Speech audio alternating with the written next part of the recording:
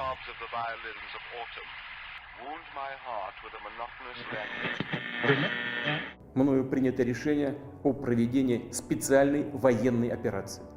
Today at 1, we're live in Ukraine as Russia invades in a major military assault by land, sea and air. It's now more than a month since the US Speaker, Nancy Pelosi, visited Taiwan. China's ambassador to Australia also issued a blunt warning a few days ago that those who push for Taiwanese independence will be punished. We're waiting for a peaceful reunification, but we cannot rule out other options. You won't have to do it anymore. 4 more years, you know what? It'll be fixed, it'll be fine. You won't have to vote anymore. Welcome to Dictators v Democrats, Why We Fight, the show where we speak with those on the front lines of defending democracy. New episodes drop every Friday. If you value this work, please like, share, subscribe, and leave a review. It makes a huge difference. You can also support us on Patreon, Substack, or Buy Me a Coffee. Paid supporters get episodes a week early. Also, check out my work on the Dictators v Democrats Substack and YouTube channels, where I cover every front of the global fight for democracy, and join our Discord community. Now, let's find out why they fight. Ladies and gentlemen, before this interview begins, Djakonda is currently fighting at the front lines, and his soldiers are in need of some vehicle repairs. It's going to cost about $3,500 to repair one of their F-150 pickup trucks. These things are vital for the front to keep them supplied and to be able to evacuate soldiers who get wounded. I'm going to put a donor box in the show notes below so you can see, and if you're able to, then I know Djakonda and his soldiers would very much appreciate any help that they can get, because this war goes on and on. Thank you very much indeed. Ladies and gentlemen, welcome to this episode of Why We Fight. This is a particularly special one. This is a particularly good one. I am very much honored to be here today speaking with Djakonda, who is serving in the Ukrainian military in the Unmanned Systems Forces, specifically Kondor. Djakonda, thank you very, very much for agreeing to speak with me today. Hello, everyone. Thank you. Firstly, just for the audience, who are you and what is it exactly that you do within the military? Мене звати Андрій Коваль. Я командир батальйону. My name is Andrii Koval. I am the commander of Unmanned Systems Battalion Kondor, which is a part of Bureviy Brigade. I am directly involved with my Unmanned Systems Battalion. So you command a cutting-edge unmanned systems unit. How important is drone warfare to Ukraine's way of war, to Ukraine's fighting style? And how has it reshaped the battlefield over the course of the full-scale invasion? Дрони повністю змінили хід війни. Drones have totally changed the course of war.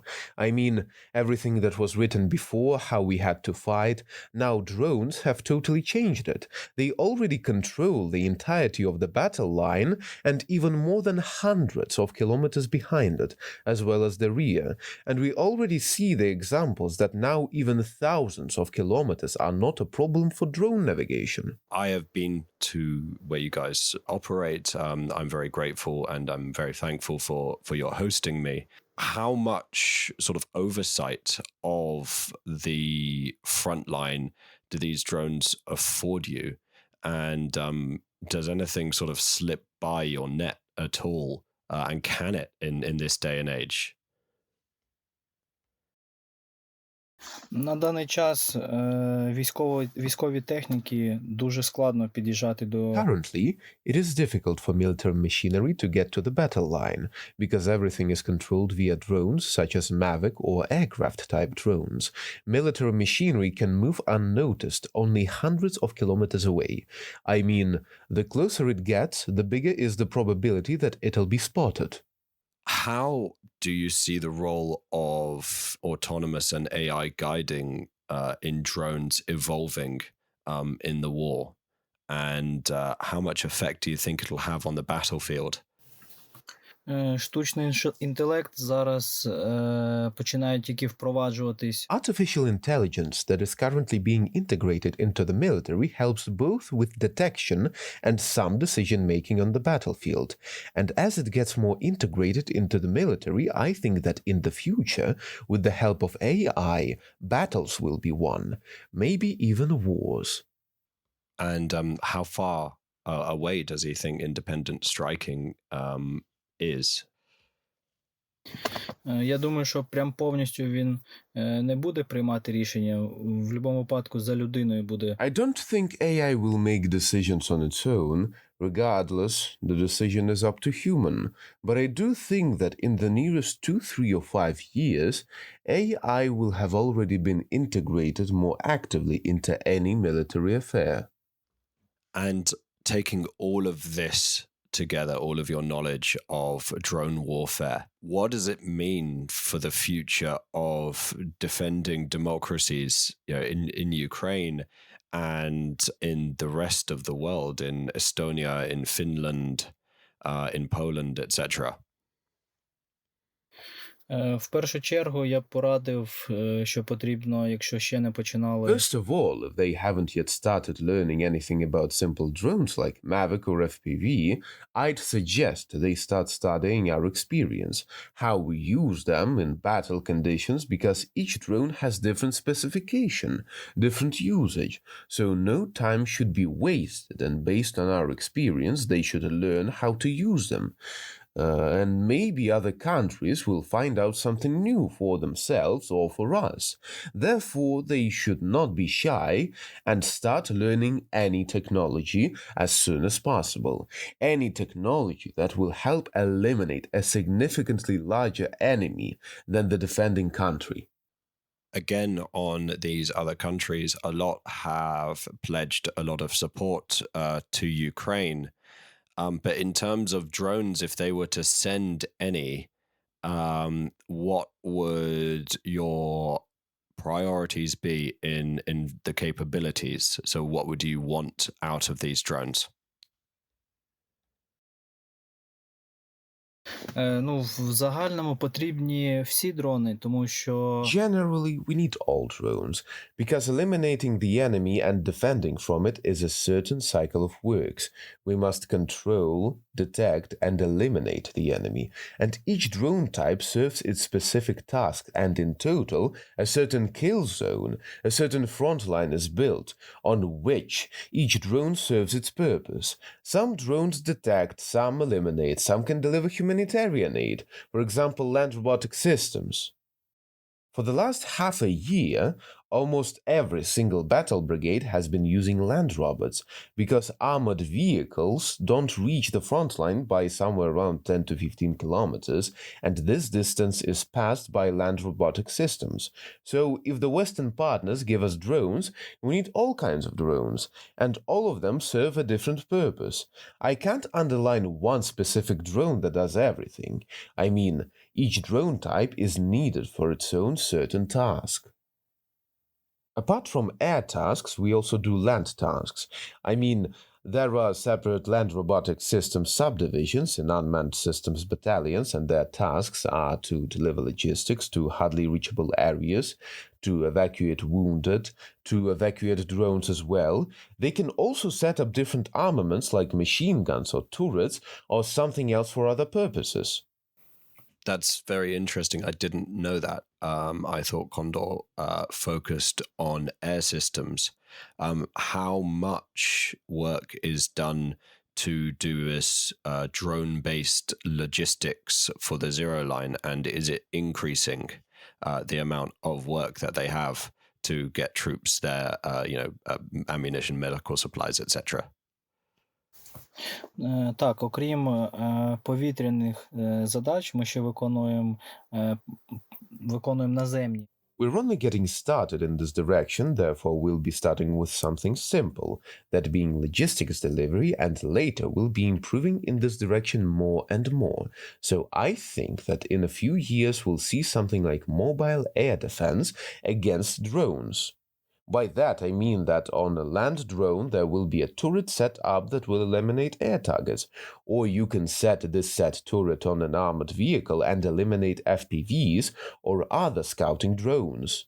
I'd like to ask a little bit about the development of the Kondor Unmanned Systems Battalion. How and when did it first come to form? Все почалося в 2022 році. It all started in 2022. In Bureviy Brigade, there was created the first aerial reconnaissance company. It was the first company in the National Guard. My comrades and I transferred to this company. It had just been newly formed, and we started our path in this company from ground zero. After approximately half a year, a new company was formed under a name of robotic. This is a strike unmanned systems company. And after the companies had already been filled with people, the commander realized that we needed to expand. Therefore, he formed a battalion, taking these two companies as a foundation, additionally forming two more subdivisions which joined this battalion. Thus, we scaled up, and we keep recruiting people, teaching them, and keep completing more different objectives. What role did you play in forming the strike battalion?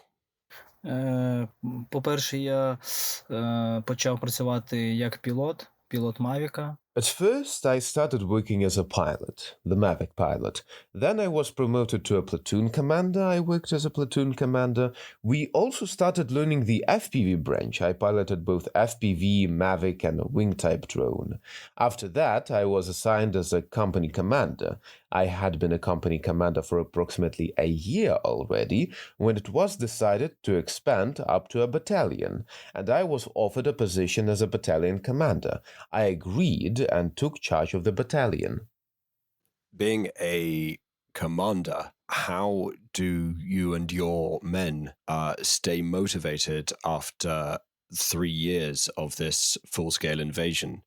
And what keeps the fight meaningful for you? Я вважаю, що це не питання. I think it's not a question of motivation, where to find it. It's a question of our survival. I mean, our entire country might be conquered by our enemy, and for that reason, because the enemy won't leave us alone, all my soldiers are motivated. Almost everyone has a wife, children, relatives who live somewhere in the rear, and everyone understands that if they stop working, the enemy will conquer more cities and chaos will erupt. So it's not even motivation, it's our survival, because we are on our land protecting it, and we don't want anyone to come here and establish their own order. Some people in the West, in the comfort of their homes, fear escalation more than they fear Ukrainian defeat. What would you say to those who argue that supporting Ukraine risks nuclear war? Я вважаю, що якщо... I think that if Putin conquers Ukraine, he will not stop on Ukraine only. There are also Baltic countries on his way, or there's Poland.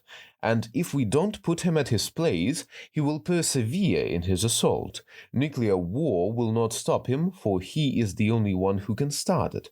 No other country will ever start nuclear war, especially Ukraine. We are just defending ourselves, defending our land. Nothing more. Do you feel that you are defending not just Ukraine, but all of Europe? Так, звичайно, є це відчуття, і тому... Yes, of course, there is this feeling, and hence why I think European countries should wake up. And if they don't want to fundraise for these drones within their own countries, they should help us. So we stop him here, so he doesn't have any intentions to go on somewhere further and repeat this path. What I mean is when there are fundraisers in Ukraine, the entirety of Europe should help us with them, especially if they don't want these fundraisers to be opened in their own countries for their own self-defense. How much do you worry that, to me it seems ridiculous to talk about fatigue in countries at peace.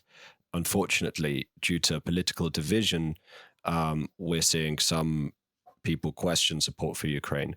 What should the people in countries at peace understand before they turn away from Ukraine? Ну, по-перше, ніхто ж не хоче. Well, first of all, nobody wants wars to continue. Everybody wants a peaceful life, but we have understood that peaceful life can only be achieved by force. I mean, nowadays small countries can't feel calm when there is such an enemy nearby. Hence why we must become stronger, more independent on our continent, and learn technologies. Europe should not be afraid to send their troops to Ukraine, because we are not fighting with Russia only. You've seen it already. There are also foreigners such as Koreans and many others.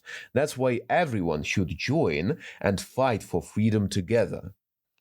Circling back to a point you raised earlier about fundraising, how much of the war effort and the logistics effort relies on fundraising and relies on organizations like One Team, One Fight and people like Harry and the Dimas? Наша логістика залежить не тільки, там, наприклад, від волонтерів. Our logistics depend not only on volunteers. The state helps, volunteers help, relatives help, because we are fighting against a giant war machine, a very potent one that has a lot of manpower, resources and money. And even when there are such volunteers like Harry and Dima who help however they can, we still need more organizations of such kind. So we feel more confident because war takes up a lot of resources, and all this help is very important for any subdivision that stands on the front line. Do you feel that this banding together of the state, of families, of these charity organizations, to me that's in a way democracy sort of defined, individual people coming together to solve a problem and to defend themselves and to defend their freedoms. How does he see this effort? В першу чергу, First and foremost, I'm thankful to them for their help, because there are very few of those who are willing to help. In the other countries, everyone is busy with their own things and the majority doesn't really care about Ukraine and what's going on here. And because of this injustice, I guess, some people can't stand aside and they want to help however they can, because they understand that we defend ourselves. So I happily perceive these people, and I really hope that there will be more of them, so our victory happens sooner.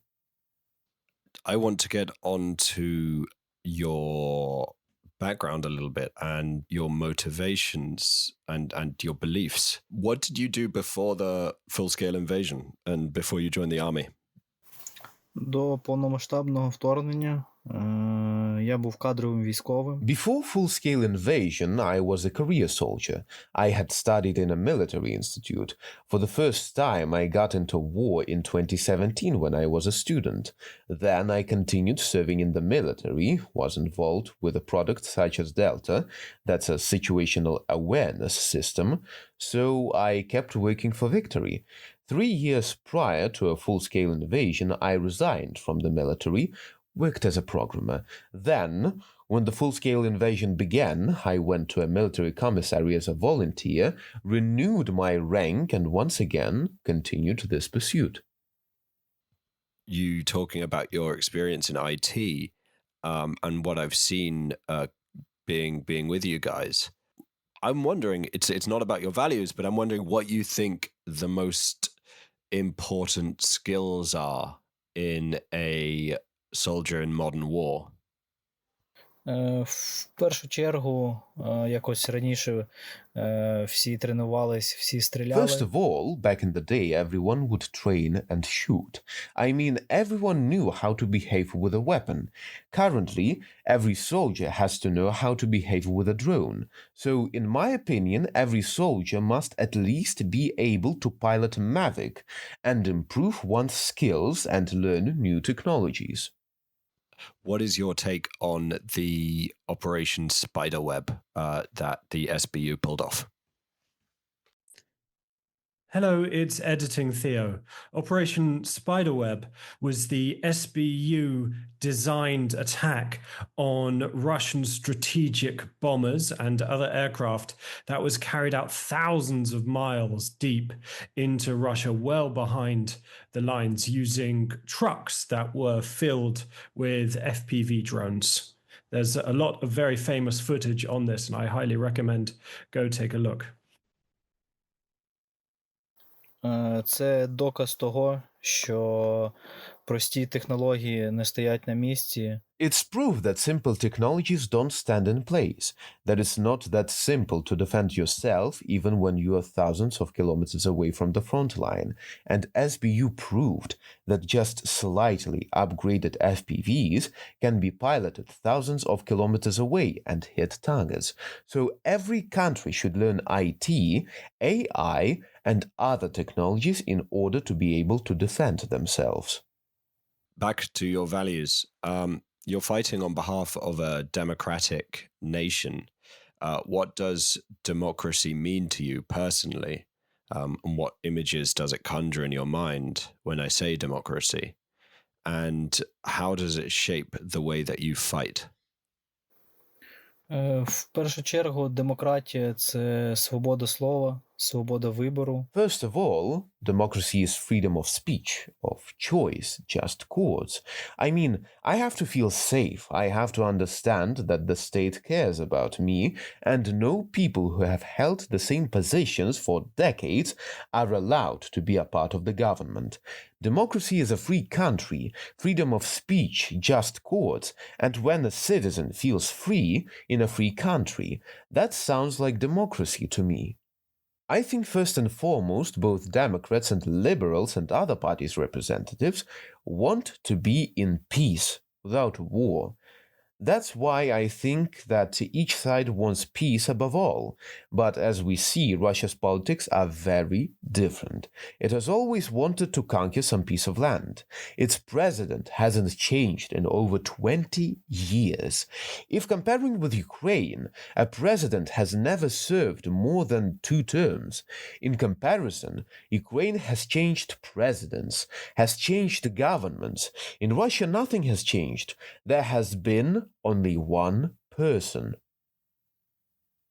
For me, it's to protect these values, so we live in freedom and peace, so no one tells us what to do, and every person has freedom of choice and has opportunities to improve in the way one desires.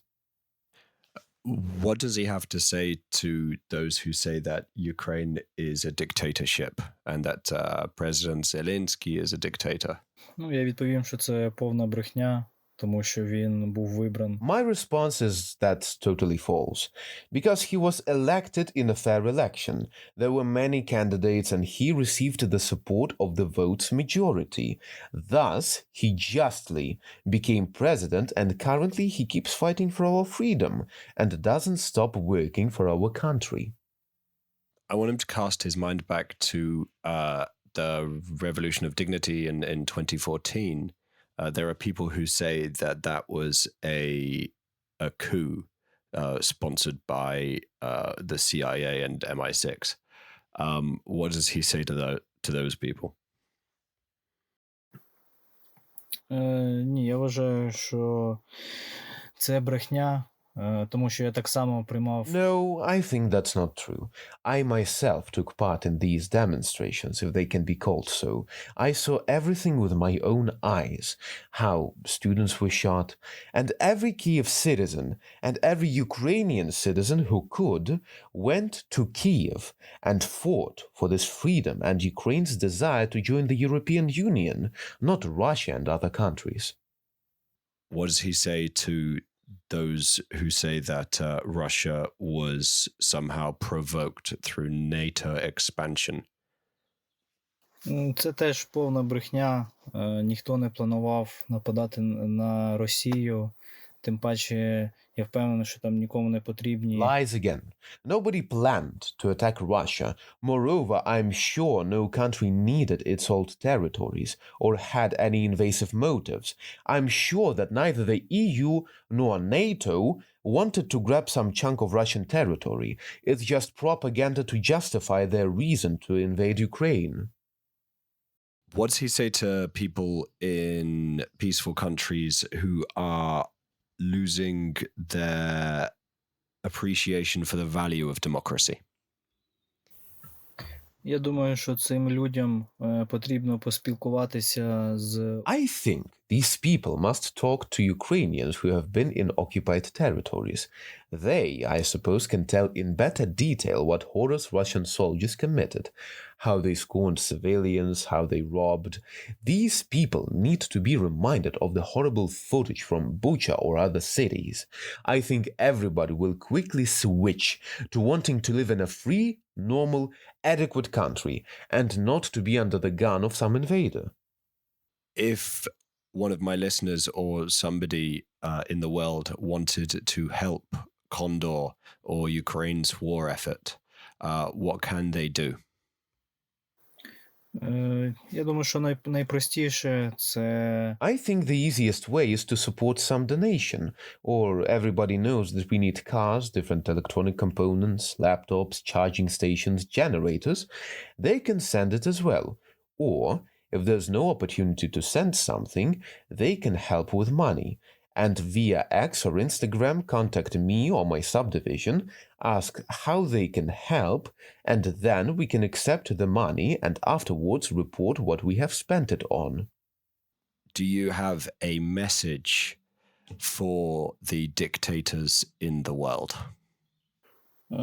Я думаю, що можна по історії подивитись, що всі диктатори... We can have a look at history and realize that all the dictators were killed either by themselves or by someone.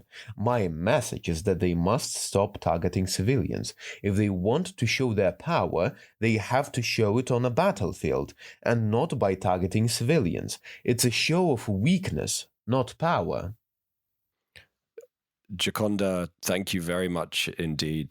It's been very interesting to hear your insights. I hope that you stay safe, and I just wanted to thank you as well for everything that you do.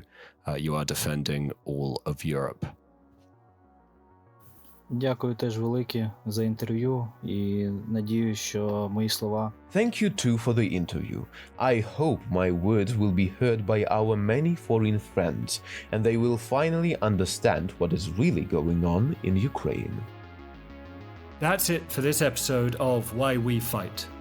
What struck you most about their story? What did you agree or disagree with? Drop a comment and let us know. And if this conversation meant something to you, don't forget to like, subscribe, leave a review, and share it with someone who cares about democracy as much as you do. To get early access and support independent journalism, join us on Patreon or Substack. Links are in the description. And if you want to connect with a global community of people who care about freedom and human rights, come hang out with us on Discord. Until next time, remember, democracy is non-negotiable.